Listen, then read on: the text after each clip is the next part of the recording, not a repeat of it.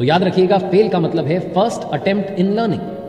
Fail की ये नई डेफिनेशन देने वाले थे हमारे देश के 11वें राष्ट्रपति, missile man of India, doctor APJ Abdul Kalam साहब, जिन्होंने ना सिर्फ सोचा बल्कि कदम उठाए, वो काम करके दिखाया। एक बेहतर भारत के लिए हमेशा काम करते रहे, एक बेहतर भविष्य के लिए हमेशा काम करते रहे, जिन्होंने अपनी अंतिम श्वास भी आराम करते हुए नहीं ली बल्कि काम करते हुए ली, बच्चों को पढ़ाते हुए ली, उनका भविष्य उज्जवल बनाते हुए ली। डॉक्टर एपीजे अब्दुल कलाम साहब, जिनका परिवार 10, 12, 15, 20 लोगों का नहीं था, पूरा हिंदुस्तान उनका परिवार था। और आइए आज बात करते हैं 5 learnings from doctor APJ Abdul Kalam साहब। लर्निंग नंबर 1, सबसे बड़ी बात जो डॉक्टर कलाम साहब से सीखनी चाहिए, वो कहते थे थिंक एंड एक्ट डिफरेंटली। अलग सोचना शुरू कीजिए, अलग करना शुरू कीजिए। उसके लिए क्या करना है? सबसे पहले करेज लेकर के आना है, साहस लेकर के आना है उन रास्तों पर जाने का जिस पर कोई नहीं जाता, जो अनएक्सप्लोर्ड है उन पर जाने का करेज लेकर के आइए। करेज लेकर के आइए कि आप अलग सोचेंगे और अलग करके दिखाएंगे। करेज लेकर के आइए कि आप कुछ इन्वेंट करेंगे। करेज लेकर के आइए कि आप अपनी शक्ति का, अपने सामर्थ्य का पूरा इस्तेमाल करेंगे और चाहे जो प्रॉब्लम आ जाए उसे सॉल्व करेंगे और आखिर में जीत आपकी। डॉक्टर कलाम साहब कहते थे कि हमारा देश, जिसमें इतनी आबादी है, जहां एक सीट के लिए हजारों बच्चे, लाखों बच्चे एग्जाम में अपीयर हो रहे हैं, फाइट कर रहे हैं, उसमें आप उस सीट तक कैसे पहुंचेंगे? आप तब पहुंचेंगे जब आप अपने माइंड में अलग सोचना शुरू करेंगे और फिर उस पर अलग एक्ट करना शुरू करेंगे, अलग तरीके से काम करना शुरू करेंगे, तब आप उस एक सीट तक पहुंचेंगे।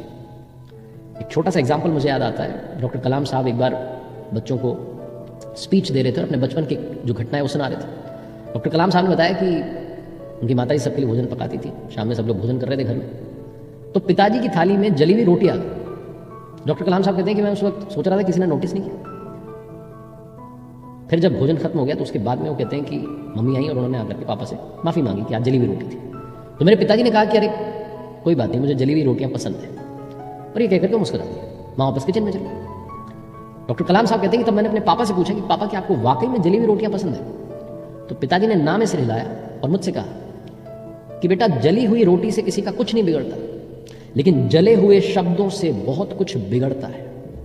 इसलिए अपनी सोच को अलग रखिए, अपनी सोच को दुरुस्त रखिए, जीवन में सब कुछ अच्छा होगा। लर्निंग नंबर 2, हालातों से कभी हार मत मानना। ये बात डॉक्टर कलाम साहब से बढ़िया किसी और से सीखी नहीं जा सकती। ये हम सब जानते हैं, हम सब ने अलग अलग जगहों पर, अखबारों में, आर्टिकल्स में पढ़ा है कि डॉक्टर कलाम साहब का बचपन घोर गरीबी में बीता था। उन्होंने रेलवे स्टेशन पर जाकर के अखबार तक बांटे थे। जब वो 8 साल के थे तब वो गणित पढ़ने के लिए, मैथ्स पढ़ने के लिए सुबह 4 बजे जग करके पहुंच जाते थे। जो मैथ्स के टीचर थे वो सिर्फ 5 बच्चों को मुफ्त में ट्यूशन देते थे। और सुबह 4 बज करके नहा करके जाना पड़ता था। नहा करके इसलिए जाते थे क्योंकि जो टीचर थे वो बिना नहाए जो आते थे बच्चे, उनको पढ़ाते नहीं थे। तो सुबह सुबह नहा करके तैयार होकर के पहुंच जाते थे। वहाँ से वापस आने के बाद में नमाज पढ़ने के लिए जाते थे और वहाँ से वापस आने के बाद में अखबार बांटने के लिए रेलवे स्टेशन, बस अड्डे पर पहुँच जाते थे। अपने बचपन में हर वो दिन डॉक्टर कलाम साहब ने देखा जो संघर्ष का था, लेकिन उन्होंने कभी मुंह नहीं मोड़ा, कभी ये नहीं सोचा कि चलो ये छोड़ करके कुछ और करते हैं, अपने सपने को छोड़ देते हैं। नहीं, पाश की एक कविता है, वो कहते हैं कि सबसे खतरनाक होता है सपनों का मर जाना। इसलिए सपनों को मरने मत दीजिए, उन्हें जिंदा रखिए, वही आपको उड़ने में मदद करेंगे। हालातों से कभी मुंह मत मोड़िएगा और उम्मीद को जिंदा रखिएगा, क्योंकि जो उम्मीद का साथ छोड़ देता है जिंदगी उसका साथ छोड़ देती है। लर्निंग नंबर 2 एजुकेशन की बात करती है। पढ़ना बहुत जरूरी है। जब तक आप अच्छा पढ़ेंगे नहीं, आप अचीव नहीं कर पाएंगे, वहां नहीं पहुंच पाएंगे जहां आप पहुंचना चाहते हैं। 3, जिंदगी में विजन होना चाहिए। लोग कहते हैं कि विजन होना चाहिए या स्ट्रैटेजी होनी चाहिए। सबसे पहले क्लियर विजन होना चाहिए। अगर आपका सपना ही क्लियर नहीं है तो आप कोई भी स्ट्रैटेजी लेकर के आ जाइए, वो आपके लिए काम नहीं करेगी। दुनिया का कोई मंत्र आपको जीत नहीं दिला सकता अगर आपको पता ही नहीं कि आपकी मंजिल क्या है। तो लाइफ में सबसे पहले अपने विजन को क्लियर कीजिए, आप करना क्या चाहते हैं, बनना क्या चाहते हैं। उसके बाद में राइट स्ट्रैटेजी अपने आप अडॉप्ट कर लेंगे। जिनका विजन क्लियर होता है वो अपने माइंड को उस तरीके से नर्चर करते हैं, उस एनवायरनमेंट में अपने आप पहुंच जाते हैं और मंजिल तक पहुंच जाते हैं।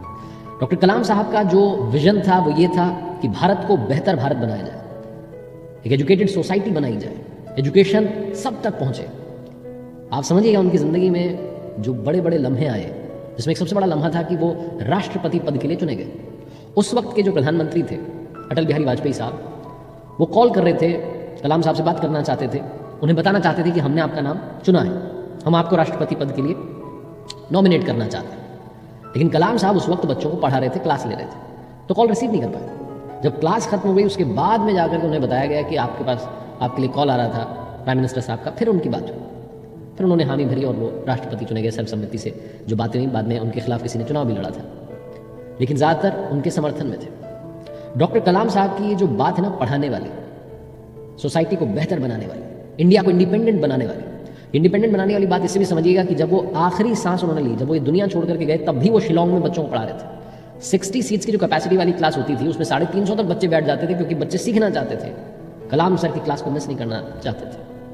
ये उनका विजन था और इसी विजन के लिए वो आखिरी तक काम करते रहे, भारत को बेहतर भारत बनाने के लिए। लर्निंग नंबर 4, लाइफ में हाई गोल्स होने चाहिए।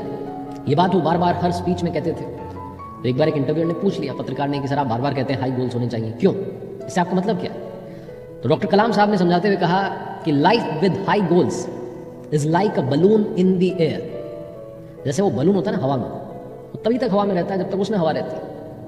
वैसे ही लाइफ तब तक एग्जिस्ट करती है जब तक कि उसमें गोल्स होते हैं, सपने होते हैं, ड्रीम्स होते हैं, उम्मीद होती है। गुलजार साहब ने भी इसको दूसरे शब्दों में कहा है कि बेवजह यहाँ ना रहो मियाँ, वजह होनी चाहिए, सपने होने चाहिए, गोल्स होने चाहिए। वो हमेशा स्टूडेंट से कहते थे कि एम्बिशंस हमेशा हाई रखिए। उन्होंने भी अपनी ज़िंदगी में गोल्स को हमेशा हाई रखा, एम्बिशंस को हाई रखा। 1997 में उन्हें भारत सरकार ने सर्वोच्च सम्मान भारत रत्न प्रदान किया और देश के सिर्फ तीसरे राष्ट्रपति थे जो सर्वोच्च पद पर पहुंचने से पहले सर्वोच्च सम्मान पा चुके थे। ऐसे थे हमारे कमाल के डॉक्टर कलाम साहब। Learning number 5, humanity is the best religion. मानवता ही सबसे बड़ा धर्म है, इंसानियत ही सबसे बड़ा धर्म है। मगर अफसोस की बात यह कि हमें तब समझ में आता है जब हमारे ऊपर कोई महामारी आती है, कोई संकट आता है, उस वक्त हम समझते हैं कि ओहो मानवता सबसे बड़ा धर्म है, बाकी टाइम भूल जाते हैं। डॉक्टर कलाम साहब पूरी ज़िंदगी अनबायस्ड रहे, पूरी ज़िंदगी देश की यूनिटी के लिए काम करते रहे। एक कार्यक्रम में उन्हें दीप प्रज्वलन के लिए कहा गया, लैंप लाइटिंग के लिए। सेरेमनी के बाद में जब वो स्पीच देने लगे तो उन्होंने कहा कि अभी जो मैंने दिया जलाया ये हिंदू धर्म का पवित्र प्रतीक है। जिससे दिया जलाया वो मोमबत्ती ईसाई धर्म की बहुत बड़ी प्रतीक है, पवित्र प्रतीक है, क्रिश्चियन रिलीजन की। और मैं खुद एक मुस्लिम हूं, ये मेरा भारत है। और जाते जाते डॉक्टर एपीजे अब्दुल कलाम साहब ने 3 बड़ी कमाल की बातें कही हैं।